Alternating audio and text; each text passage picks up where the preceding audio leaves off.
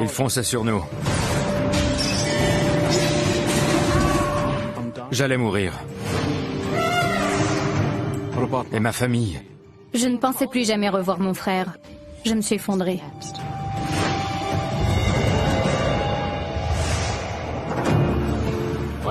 Mon père et moi veillons l'un sur l'autre. Je lui ai dit de remballer l'équipement et de m'emmener à l'hôpital. La rivière était haute et très agitée. J'étais dépassée. Je ne pensais pas pouvoir lui sauver la vie.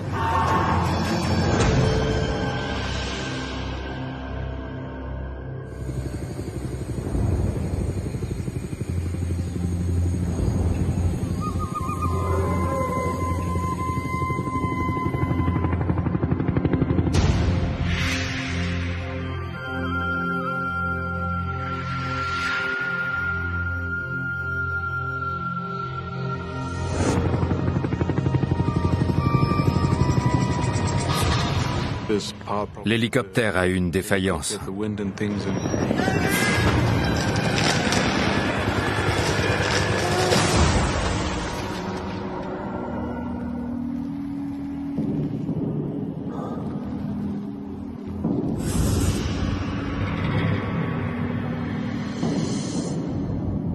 Il s'est écrasé.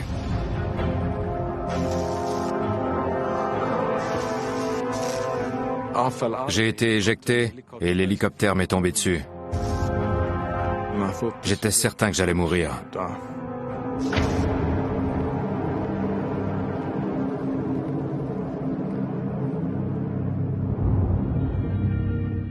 JJ a été dans un coma provoqué pendant 9 semaines. Il était complètement inerte. C'était très pénible de le voir dans cet état, car c'est mon seul frère. On était inséparables plus jeunes. On a eu une enfance formidable.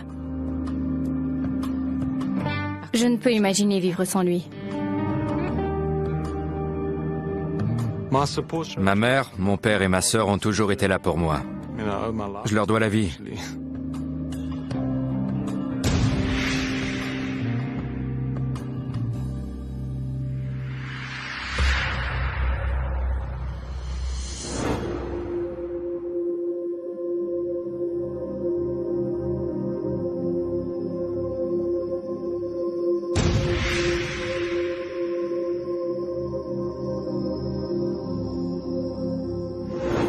C'est ce qu'il aimait faire.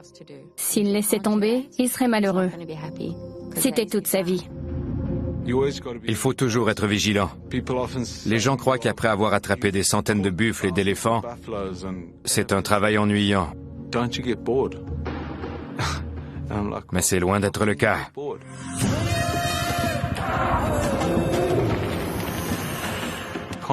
Il n'était pas question d'arrêter, car j'adore ce travail. Ce jour-là, Yako et moi devions rapatrier un groupe d'éléphants sortis de la réserve. J'étais très heureux de travailler de nouveau avec JJ et de partir en expédition avec lui ce jour-là pour reprendre nos activités ensemble. C'est mon meilleur ami. J'étais content de reprendre le travail avec lui. Il est génial. On s'amuse comme des fous ensemble. On est très proches. Ce jour-là en particulier s'annonçait très bien. C'était une belle journée ensoleillée. On localise d'abord le troupeau avant d'envoyer une équipe terrestre. On a l'habitude de ce genre d'opération. On l'a fait des centaines de fois. Ce n'était pas nouveau.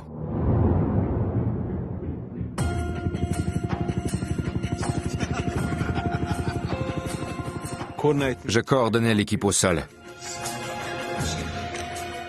Tout le monde était en place. On m'a appelé depuis l'hélicoptère pour me dire qu'un éléphant courait toujours.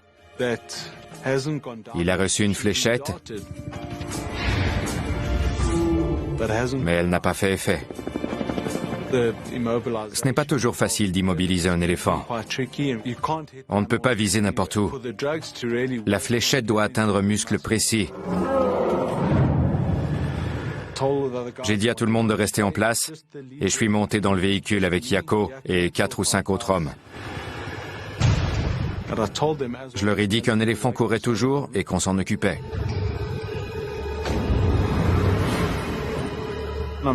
J'ai dit à Yako de l'approcher prudemment, car il était toujours éveillé. C'était un éléphant adulte. Il était désorienté à cause de l'anesthésiant. Il n'était pas conscient de la situation. On a fait marche arrière.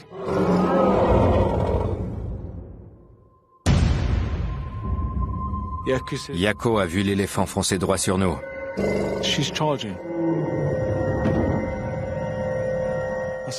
J'ai cru qu'il arrêtait. Mais il a continué.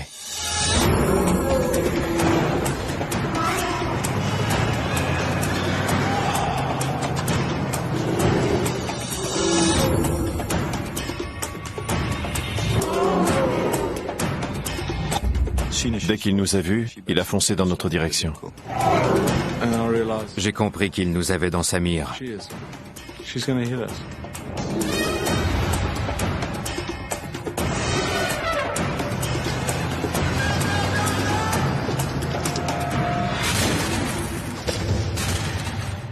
On a foncé dans un buisson en reculant.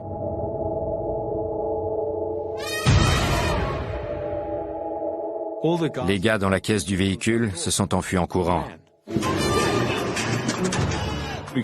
La camionnette était coincée dans le buisson. Je criais à Yako d'avancer, mais l'embrayage ne répondait plus. Il fallait sortir de là, ou l'éléphant nous tuerait.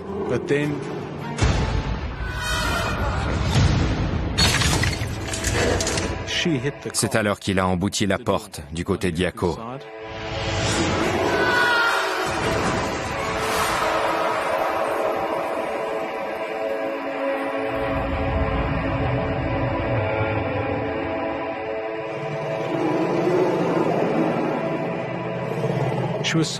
Il était si près que je me souviens clairement des vaisseaux sanguins dans ses yeux.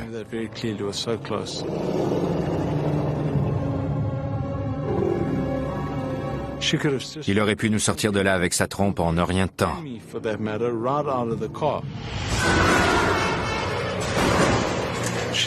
Il continuait à cogner sur la camionnette. On tanguait de gauche à droite. On ne pouvait rien contre lui. La voiture était hors d'usage. Et on n'avait nulle part où aller.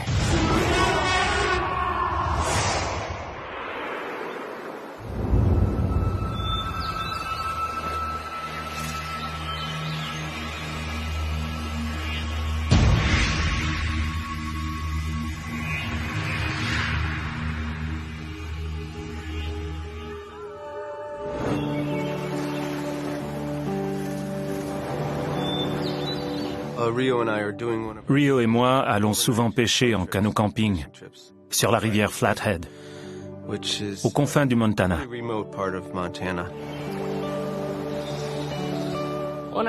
Je fais beaucoup de plein air avec mon père. Pour moi, connaître et comprendre la nature fait partie intégrante de la vie. J'ai voulu inculquer les mêmes valeurs à mon fils Rio. Il adore les animaux sauvages et la nature. Je suis heureux que tout cela lui tienne à cœur. Je suis son seul enfant et je crois qu'il veut me transmettre ses connaissances et sa vision de la vie.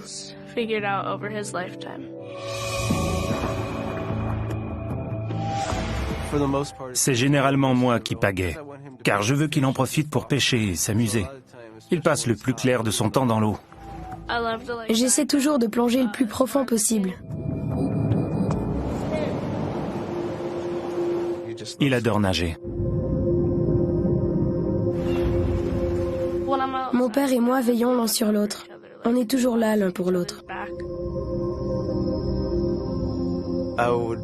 J'aimerais beaucoup vivre avec lui à temps plein. Mais sa mère a besoin de lui, et lui aussi. Il vit avec moi une semaine sur 2. Il est très reconnaissant. Il compte sur moi pour le protéger. Et c'est parfois effrayant, car si quelque chose lui arrivait, je ne saurais pas comment réagir. J'avais hâte d'accoster pour pêcher notre repas. On essayait de trouver un beau site de camping. On a trouvé un endroit qui semblait parfait pour la pêche. J'essaie de camper le plus loin possible de la civilisation pour vivre une véritable aventure.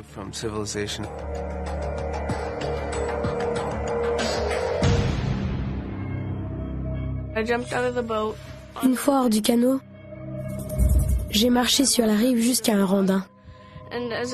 Plus j'avançais, plus les herbes étaient hautes. Je n'aimais pas ce site. J'avais un mauvais pressentiment.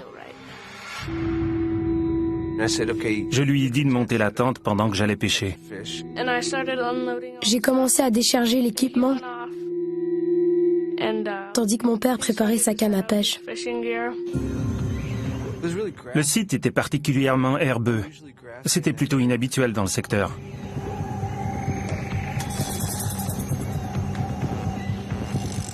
Dès que je me suis accroupi,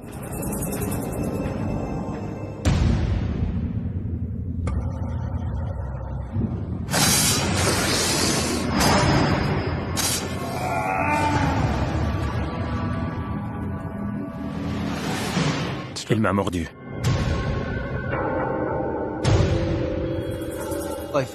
J'ai senti la perforation. Je me suis mis à avoir des fourmillements et des picotements dans tout le corps. Quand je me suis levé, le serpent était enroulé à mes pieds. Il se préparait à récidiver.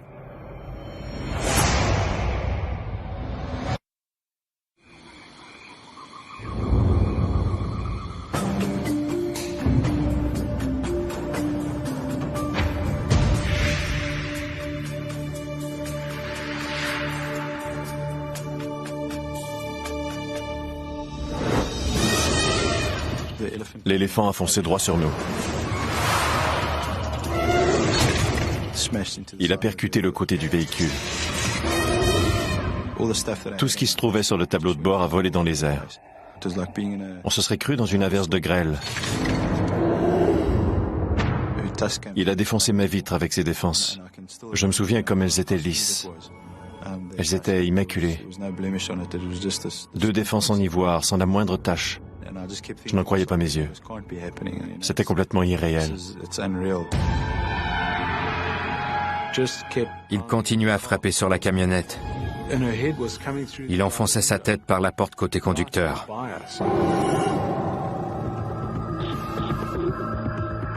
Je vous jure. J'ai des frissons rien que d'y penser. JJ m'a dit qu'il fallait sortir. Et au moment où il ouvrait sa portière, l'éléphant a foncé dans la mienne.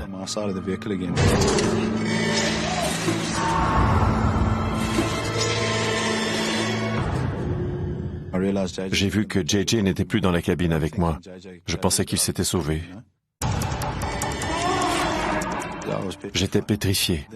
Soudainement, l'éléphant a retourné la camionnette sur le côté. J'étais coincé au sol et je me retrouvais tout à coup face au ciel. Si j'essayais de sortir, l'éléphant m'agripperait et ce serait la fin.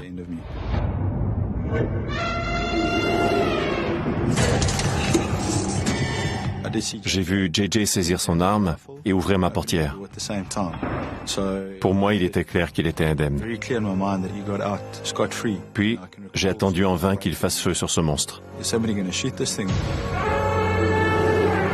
Tous les autres membres du personnel s'étaient enfuis, car ils n'avaient aucune arme. Ils ont fait ce qu'ils ont pu pour échapper à l'éléphant. J'attendais toujours, mais en vain. J'ai vraiment cru que j'allais mourir. L'éléphant a retourné la camionnette à l'envers et j'ai pu m'échapper par la porte côté conducteur. J'ai couru comme le vent, plus vite que jamais de toute ma vie. Ma vie en dépendait. Je courais tête baissée pour ne pas trébucher, tout en m'assurant que l'éléphant n'était pas à mes trousses. J'ai couru sur une bonne distance jusqu'à ce que je sois en sécurité. Puis, j'ai vu le reste de l'équipe sur la route.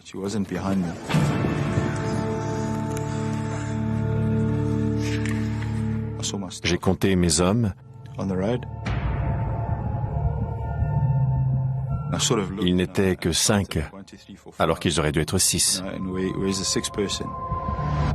JJ manquait à l'appel.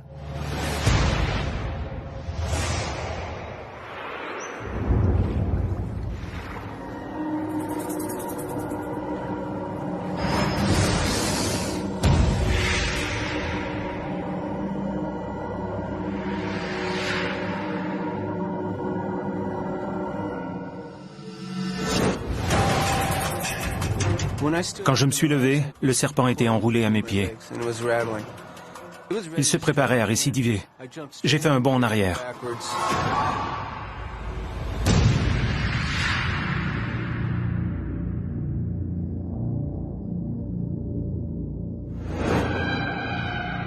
En examinant ma jambe, j'ai vu les 2 perforations et le sang qui s'en y coulait. Il m'avait forcément injecté du venin.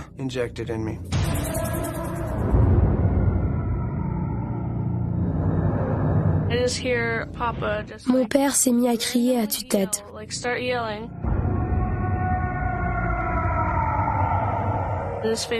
Il était pâle et tout en sueur. Il m'a dit très calmement qu'il avait été mordu par un crotale. Je lui ai dit de remballer l'équipement et de m'emmener à l'hôpital le plus vite possible. J'étais en plein cauchemar. Je me suis activée et j'ai chargé l'équipement le plus vite que j'ai pu. J'ai littéralement tout lancé dans le canot. J'avais la nausée et je me sentais faible. Je me suis étendu et je me suis fait un garrot à l'aide d'une petite corde.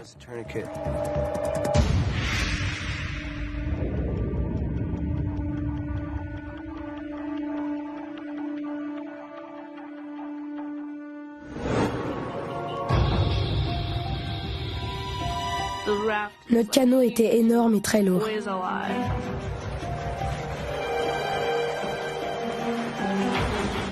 Le mieux était de trouver un endroit d'où l'on pourrait facilement accéder à l'autoroute. On devait être à 5 ou 6 kilomètres de l'autoroute à vol d'oiseau. Mais à cette période de l'année, au printemps, la rivière est haute et très agitée. Ce n'est pas facile pour un enfant de 10 ans de manœuvrer un canot dans les rapides d'une rivière. Habituellement, c'est mon père qui pagait, car il est plus grand et plus fort que moi. C'était trop pour moi.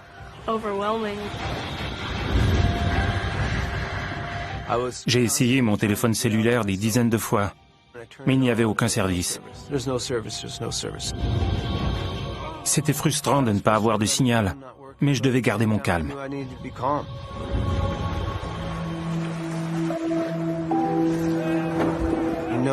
La douleur empirait chaque seconde.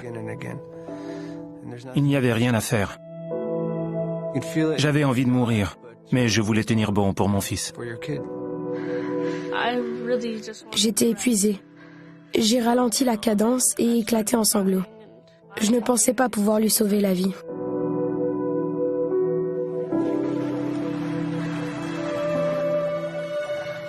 Il me répétait sans cesse qu'il ne voulait pas que je meure.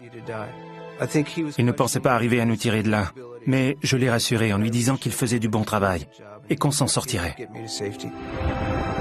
Je ne voulais pas voir la vérité en face.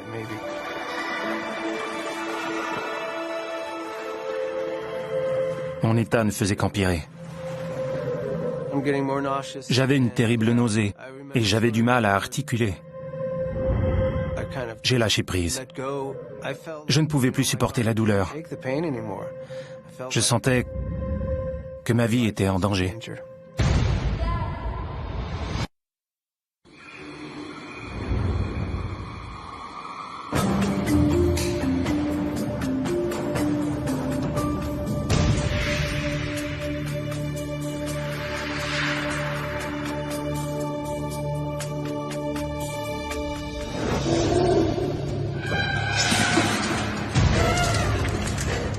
L'éléphant a poussé la camionnette.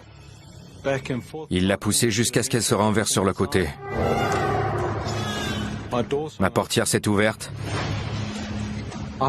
et je suis tombé, tandis que l'éléphant continuait à pousser.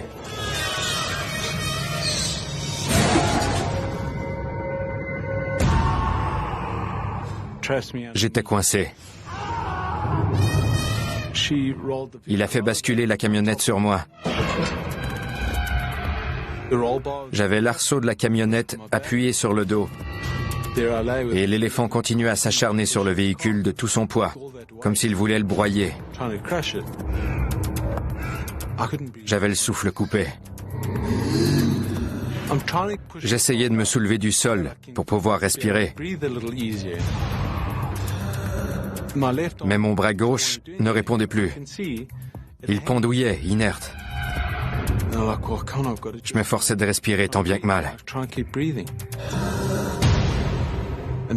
L'éléphant a de nouveau piétiné la camionnette, tellement fort cette fois que j'ai cru entendre mes os se broyer comme des glaçons.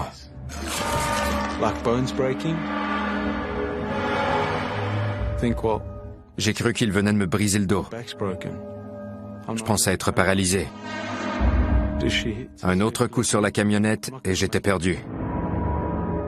Il a frappé de nouveau. J'étais terrifié. Je devais me rendre à l'évidence. J'allais mourir. J'ai tout de suite pensé à ma famille. Ma sœur et mes parents sont tout pour moi. Je ne voulais pas mourir.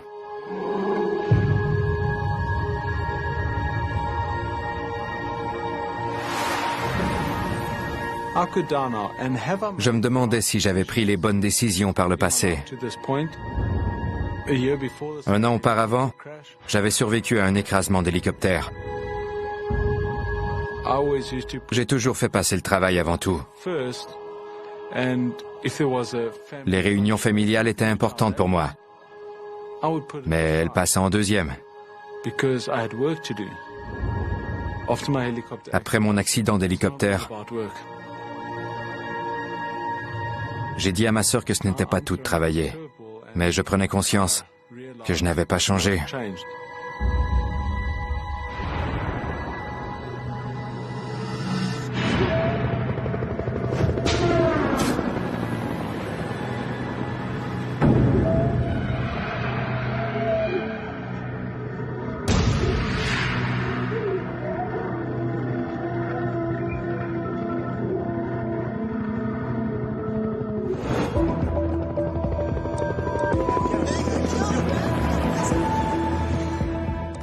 Le plus dur fut de retourner à la camionnette, sans savoir ce qui m'attendait sur place.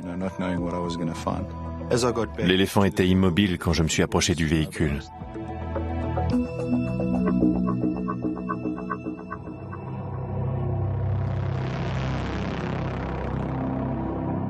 JJ était étendu sur le sol, complètement inerte. Je ne voyais pas son visage, mais je voyais sa jambe dépasser dessous la carrosserie. Il était immobile et silencieux. Un silence a glacé le sang. J'ai cru qu'il était mort.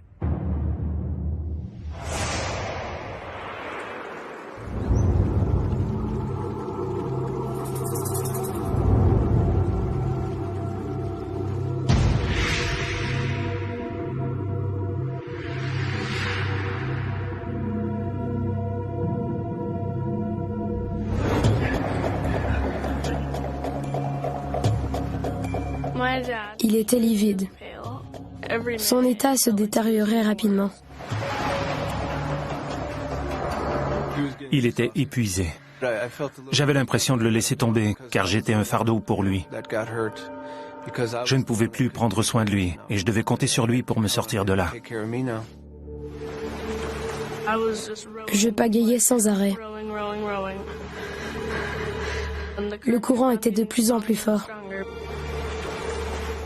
J'étais étourdi et confus. J'étais étendu dans le radeau et je voyais toutes sortes de formes. J'étais en train de perdre la raison. Je me faisais du souci pour Rio, car je ne voulais pas qu'il me voie mourir. Il m'a demandé où était son chapeau. C'est là que j'ai compris à quel point la situation était critique, car il l'avait sur la tête. Il n'allait vraiment pas. S'il était mort dans le radeau, j'ignore ce que j'aurais fait.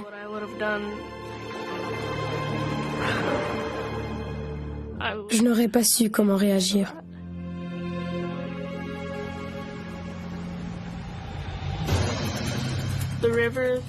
C'est une rivière sinueuse et le courant est très puissant aux abords des îles. On s'approchait d'une île où la rivière était beaucoup trop agitée.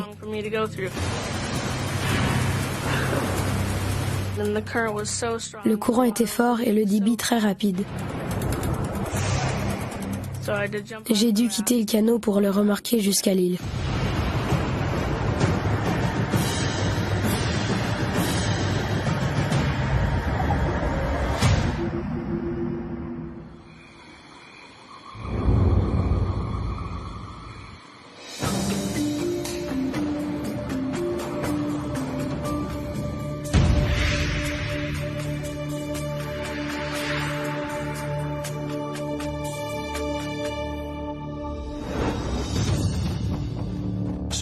JJ était coincé sous le véhicule et ne donnait aucun signe de vie. Je pensais au poids de la camionnette et à tous les coups assénés par l'éléphant. Il n'avait aucune chance de s'en sortir. J'étais en état de choc. J'ai ressenti un grand vide. C'était mon meilleur ami. On avait encore tant de projets. C'était une fin abrupte.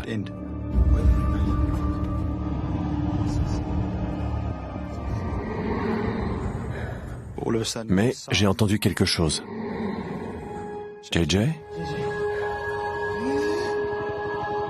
Il était toujours en vie. J'ai essayé de le rassurer en lui disant que les secours étaient en route et qu'on faisait tout ce qu'on pouvait.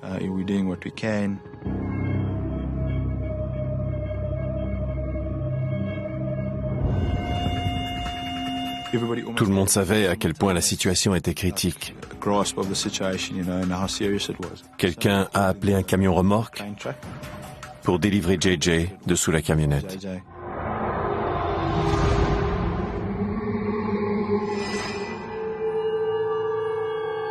Je me suis réveillé à l'hôpital.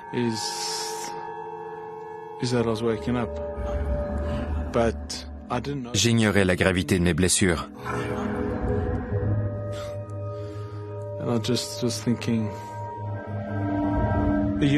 Un an plus tôt, je gisais sous un hélicoptère. Je n'arrivais pas à croire que j'étais au même point. Ma famille n'avait pas à revivre ce cauchemar.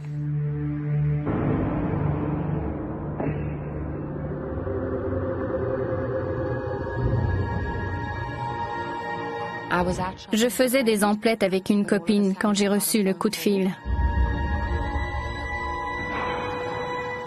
Il avait eu un autre accident. J'étais désemparée. Je n'arrivais pas à le croire. Je ne pensais jamais revivre un tel cauchemar. Je me suis effondrée.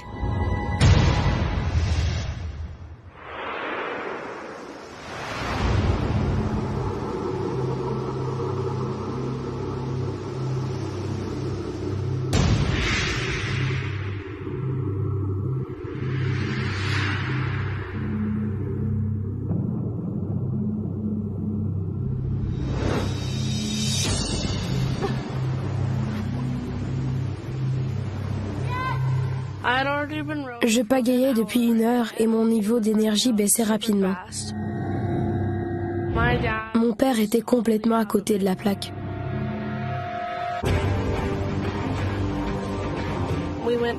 On a descendu la rivière jusqu'à une île. Le courant était trop fort pour continuer. J'ai quitté le radeau pour le remorquer jusqu'à l'île.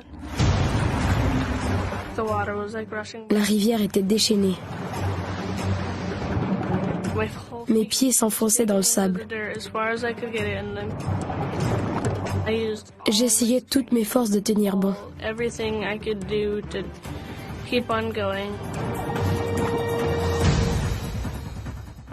Je n'avais pas le choix. Je devais encore l'aider à regagner la rive puis l'autoroute.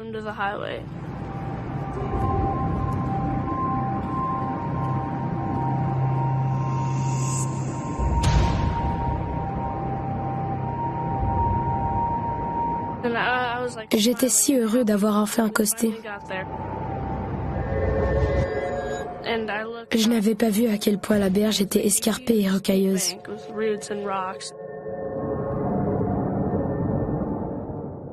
Je me suis senti complètement impuissant.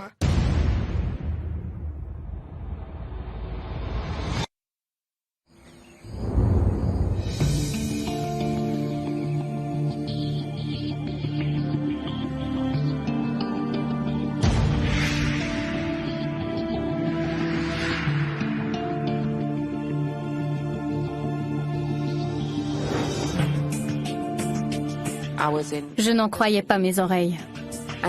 Je ne pensais jamais revivre ça. Le fait qu'il ait survécu au premier accident tenait déjà du miracle. Mon bébé n'avait que 7 semaines. J'ai appelé mon mari Strat pour lui expliquer que JJ avait eu un autre accident. Mes parents étaient au Zimbabwe à l'époque. J'ignorais ce qui s'était passé exactement et dans quel état il se trouvait. Il fallait que j'attrape le prochain vol pour aller le voir.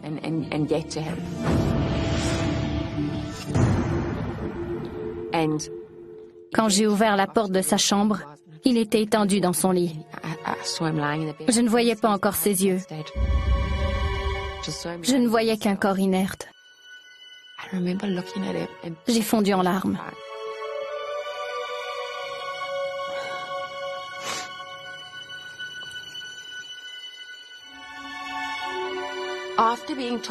J'avais failli le perdre une première fois. Il s'en était sorti et j'allais revivre le même cauchemar. C'est insoutenable.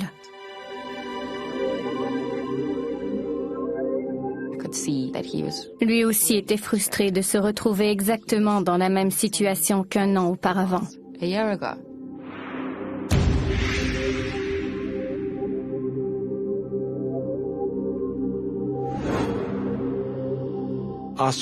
J'ai pris conscience que je n'étais pas paralysé. Les craquements que j'avais entendus venaient de la rupture de mes organes internes. Les médecins m'ont dit que son état était stable et qu'il contrôlait la douleur. J'étais soulagée qu'il soit moins amoché que lors du premier accident. Je ne voulais pas partir sans savoir s'il s'en sortirait. Mais il fallait que je rentre chez moi pour m'occuper de mon bébé. Je lui ai demandé si je pouvais le laisser. Il m'a dit... Il m'a dit qu'il ne m'empêcherait pas de partir, mais que j'allais lui manquer. Je lui ai dit que je ne partirais pas sans son accord. J'ignorais si je pouvais partir l'esprit en paix.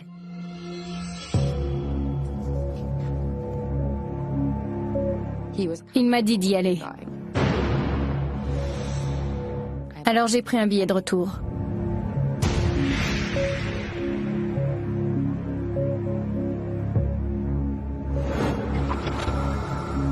Mes parents m'ont appelé.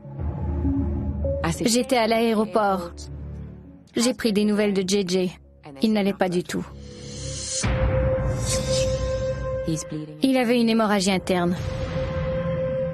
Tout s'effondrait. On ignorait combien de temps il allait pouvoir tenir.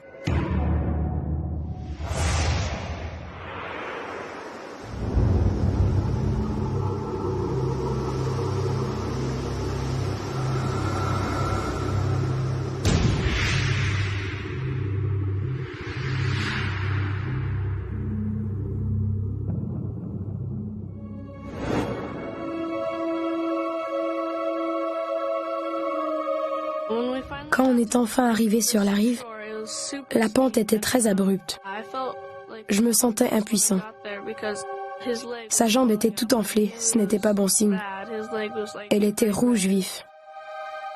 Il serrait les dents, il était tout en sueur. J'étais terrorisée. Je ne parlais pas beaucoup. J'étais dans les vapes. J'étais très instable. Et je ne savais pas où aller.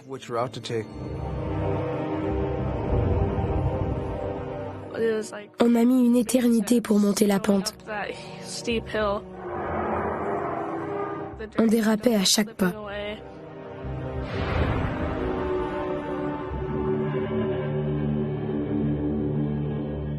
Quand on a enfin atteint l'autoroute, je me suis étendu dans l'accotement et j'ai vu qu'il y avait enfin un signal sur mon téléphone. J'ai appelé le conducteur de navette avec qui je fais affaire quand on descend la rivière. On était au milieu de nulle part. L'ambulance ou les secours aériens auraient mis une éternité pour nous trouver. Je n'ai eu que 2 mots à lui dire et il est venu.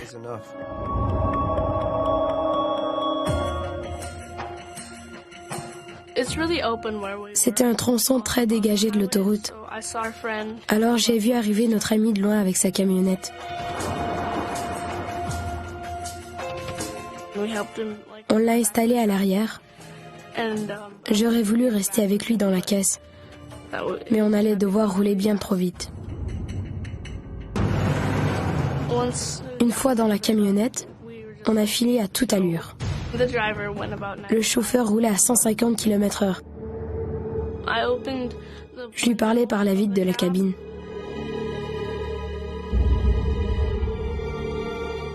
Je pensais mourir et je voulais dire une dernière chose à mon fils. De grandir en faisant le bien et en aidant les autres.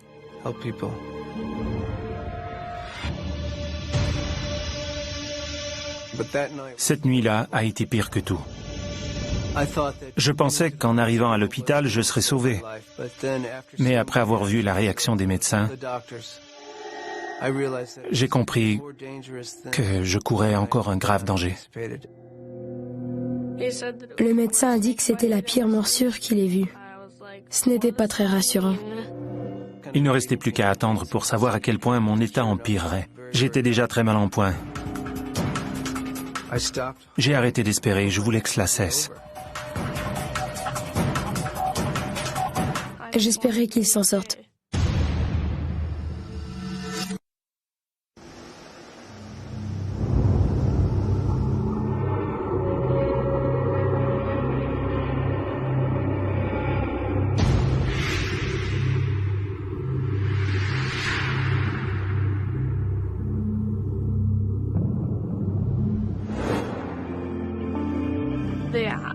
Les médecins m'ont demandé si je voulais rentrer chez moi. Mon père aussi, mais je tenais à rester avec lui.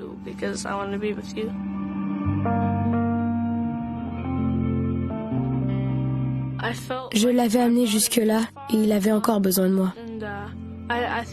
Je voulais rester à ses côtés.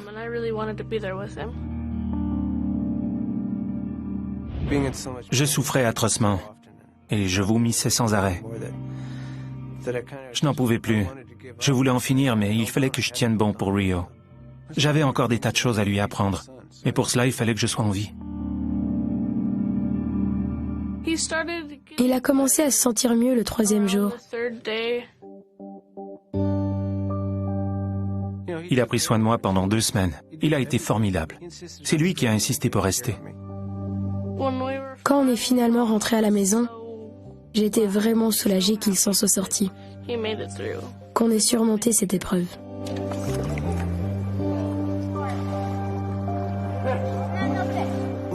Je suis très fier de mon fils. Pas seulement parce qu'il m'a sauvé la vie, mais surtout parce qu'il a eu la confiance et la force physique et mentale pour faire ce qu'il a fait. Je ne connais pas beaucoup d'adultes qui en auraient fait autant. Je suis heureux d'avoir sauvé la vie de mon père. Maintenant, il sait qu'il peut compter sur moi. Et je me sens capable de tout.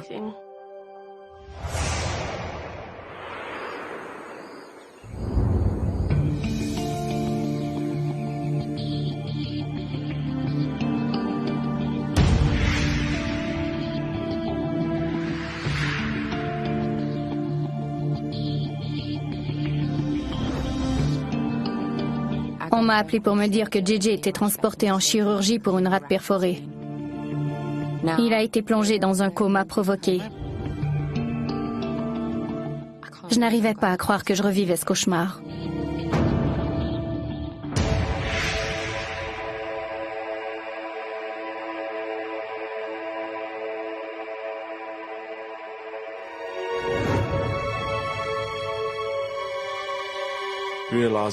Quand j'ai compris ce qui venait de m'arriver,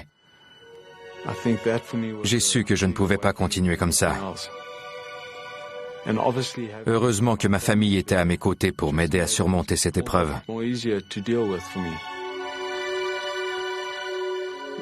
Ma mère, mon père et ma sœur sont tout pour moi. Je n'ose pas imaginer le cauchemar que cela a dû être pour eux. La famille compte beaucoup pour JJ. C'est en partie pour nous qu'il s'est battu. Avant, le travail passait avant tout. Mais maintenant, c'est la famille. C'est la priorité absolue dans ma vie. J'ai frôlé la mort 2 fois, et c'est grâce à leur soutien que je m'en suis sorti. La 6e semaine, ses reins ont recommencé à fonctionner. Ce fut un progrès majeur. Une nouvelle très encourageante.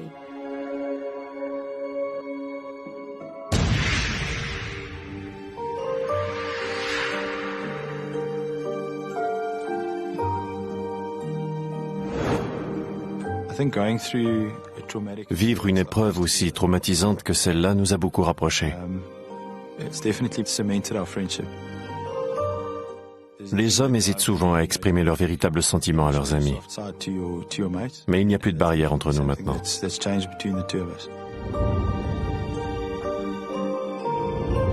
Peu de gens auraient survécu à cette épreuve. J'espère un jour être aussi forte que mon frère. Il nous a donné toute une leçon de vie. Il a fait preuve d'une grande détermination. J'adore mon travail, mais j'accorde plus d'importance au temps passé avec ma mère, ma sœur, mes cousins et mes amis. La famille et les amis sont nos meilleurs alliés. Je n'aurais jamais surmonté cette épreuve sans eux.